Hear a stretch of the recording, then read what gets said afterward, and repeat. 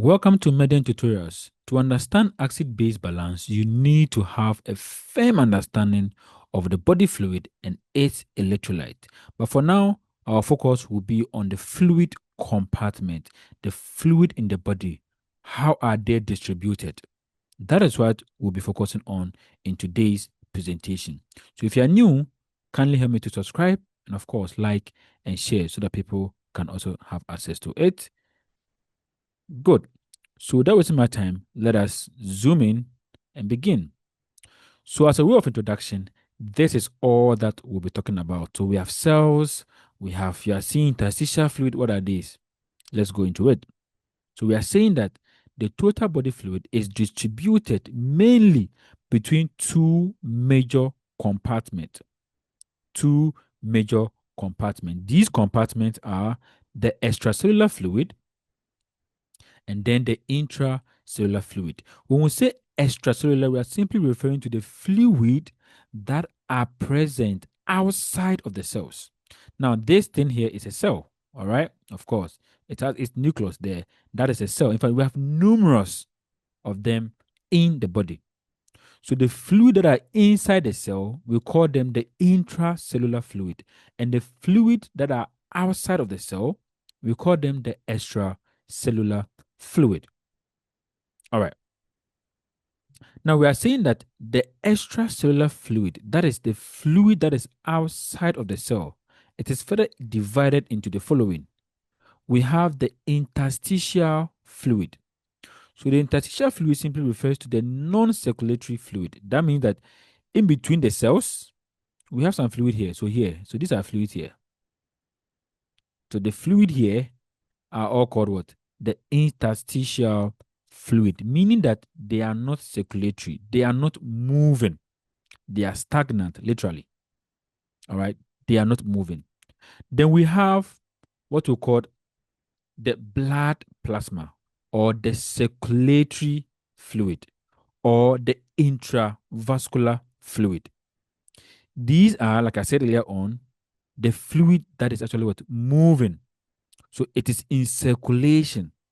It is in circulation, and the blood plasma is a typical example of it. In fact, if you take the plasma, it is mainly water, isn't it? It is mainly water.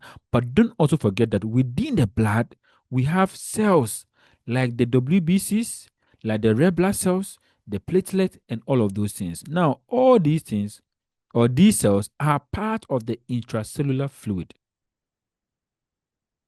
Don't be lost. So we are saying that in between the blood or inside the blood or in the vascular system or the intravascular fluid, there are cells in them. These are the red blood cells, the white blood cells, the platelet, and what have you. These are cells, and hence the fluid that is inside of them, we call them intracellular fluid, not extracellular fluid. Okay, good. And then we have what we call the transcellular fluid. This comprises of the fluid in the synovial, the peritoneal, the pericardial, the intraocular spaces, and the cerebrospinal fluid. So these are very, very small fluids, okay, that are just on the surface of the cells. So we call them transcellular. Transcellular. All right. So we are saying that the extracellular fluid is made up of three things. We have the interstitial fluid, which are non-circulatory. We have the blood plasma, which are circulatory. Then we have the transcellular fluid. All right. Now, this is everything that we're talking about. This whole thing here. So when you put all the cells together, we have the intracellular fluid, this part. Or let me say this part. So this is 1, 2, 3. Let's use these numbers to help us understand it better. All right. So all the cells in the body, all right, is in one. So we have combined everything together to give you one chamber. Then the extracellular fluid, don't forget, we say we have what? The interstitial and we have what? The plasma. Of course, we have the transcellular, but that one is just very minute, like 1%, even less than 1% of the extracellular fluid is less than 1%. So we don't really mention it, but they are there. just for you to know. Okay. Now we are saying that the total body water is about 60% of the body weight. So if I pick you now, 60% of your weight is water. That's what it means. So if you are weighing 70 kg, if you do your calculation, so 70 kg simply means that 60 over 100, which gives you the 60%, okay, times your weight, which is what? 72. Sorry, 70. Now let's do your calculation. So 0 will cancel 0, this will cancel that. And your level is what? 6 times 7. This gives you what? 42.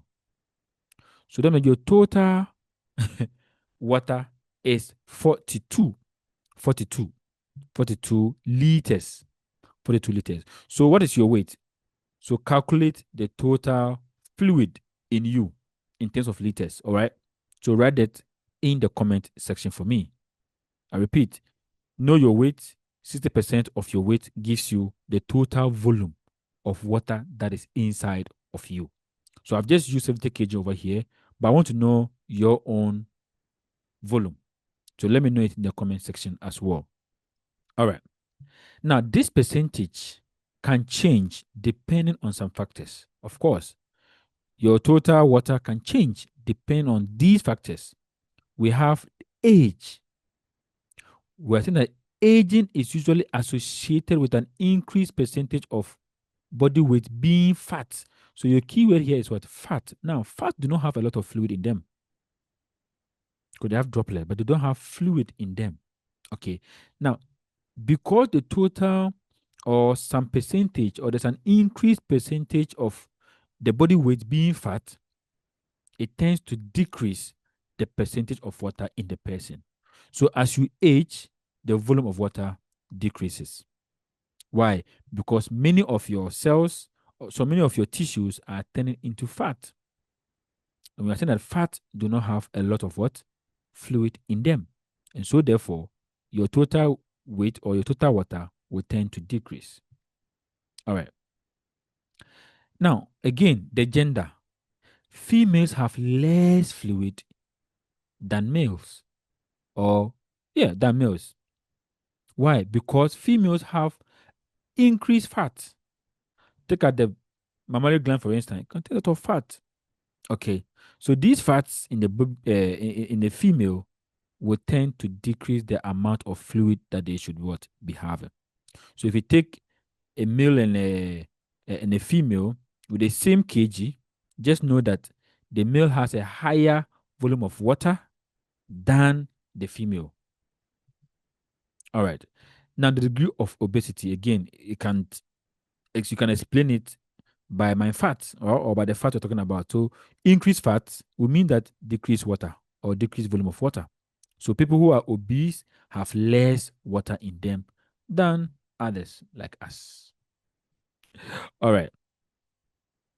Now, let's now dive into each and every particular compartment. All right. So for now, let's focus on the intracellular fluid. Let's talk a little bit about it.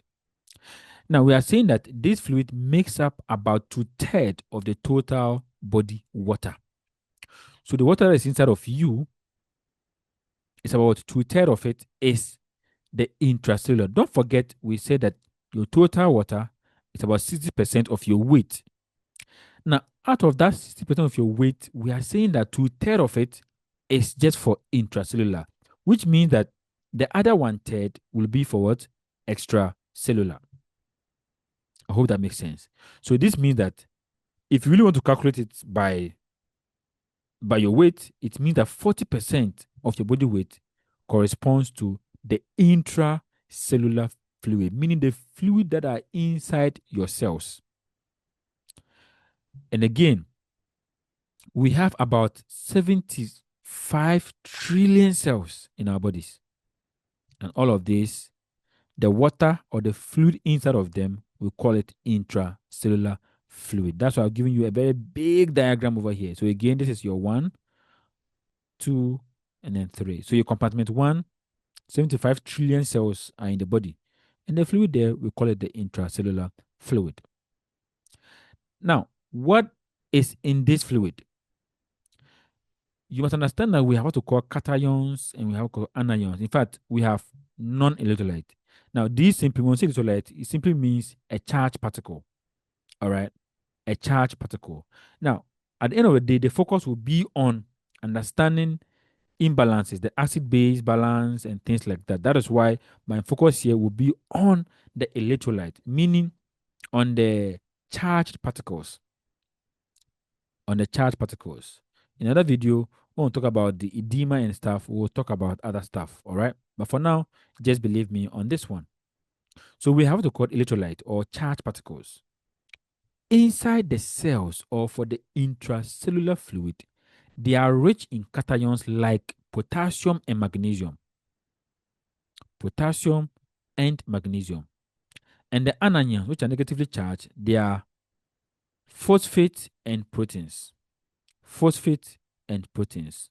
So ATP, ADP, AMP. Do you understand?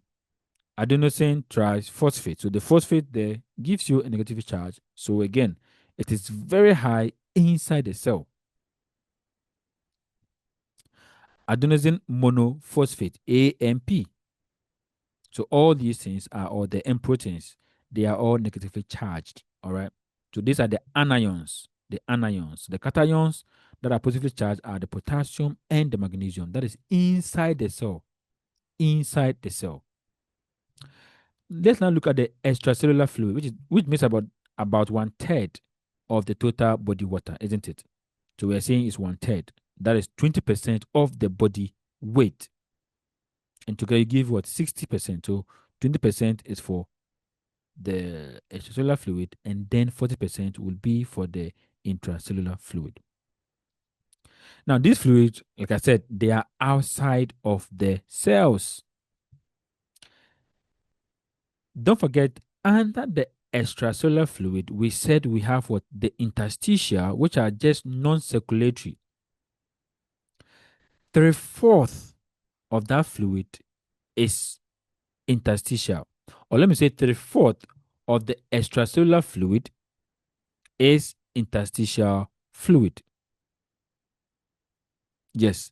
So if you divide the 20% into 4 parts, 3/4 is for the interstitial fluid. And that means that the 1/4 will be for the plasma fluid or the fluid that is inside of the blood. Inside of the blood. So again, that gives what the intravascular fluid or the plasma fluid. Like I said earlier on, the transcellular fluid is very less than 2%. And these fluids are found in specialized cells I've mentioned earlier on, in the synovial joint, in the pleural cavity, in the peritoneal cavity, in the cerebrospinal fluid. These are all making up of the transcellular fluid. This is less than 2%. Less than 2%. So I hope this particular explanation is making sense to you. Guys, if you're enjoying it, kindly show some love, like this video, share the link, and subscribe if you have not subscribed. It helps you to be notified anytime we post any new video. All right. Again, let's talk about the electrolytes. Again, these are charged particles. Now, inside the extracellular fluid, that is outside of the cell, it is rich in sodium chloride. Sodium chloride, of course. Let's focus on the cations. So cations, we're looking at the sodium and the calcium. Sodium and calcium. And then for the anions, we're looking at what? At chloride or chlorine, chloride and bicarbonate. Chloride and bicarbonate. Chloride and bicarbonate. All right. Now, this runs through everything in the extracellular fluid, meaning that in the interstitial fluid, the amount of electrolyte there is the same as the plasma fluid. Is the same as the plasma fluid. So don't think that we have different things in the interstitial fluid and then different things in the plasma fluid. No, they contain the same electrolyte. However, there's something that differentiates between the two, which is plasma. or proteins. So which is proteins, not plasma, proteins. All right. So in the plasma fluid or in the vascular system or in the intravascular fluid, we have what proteins there.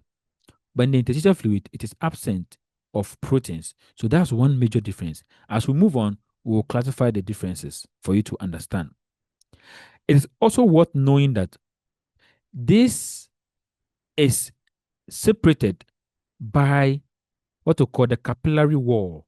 That is between 2 and 3. It is separated by capillary wall. And this capillary wall is porous for all the electrolytes. That's why I said the cations, the anions that are inside the interstitial are the same that are inside what? The plasma or the intravascular fluid. However, this does not, or the wall does not allow proteins to pass through. Good.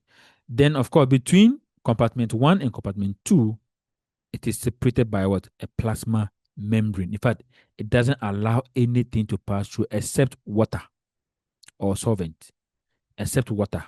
So, electrolyte inside the extracellular fluid does not communicate with the with the intracellular fluid. They do not communicate. However, they allow free movement of water. All right. Very good. And that brings us to the barriers. The barriers. I think I've already given you a hint about it. So we have the cell membrane. This separates the intracellular fluid from the extracellular fluid and allows only solvent. Guys, it allows only solvent or water molecules to move between them. So that means that solutes do not cross this barrier or this membrane. Then we also have the capillary membrane. It separates the blood plasma, which is the intravascular fluid, from the interstitial fluid. Like I said, these pores are highly permeable to almost all the solutes, except for proteins. Except for proteins. All right. Now let's look at the blood volume. The blood volume. Now we are talking about what? The blood. So the intravascular fluid.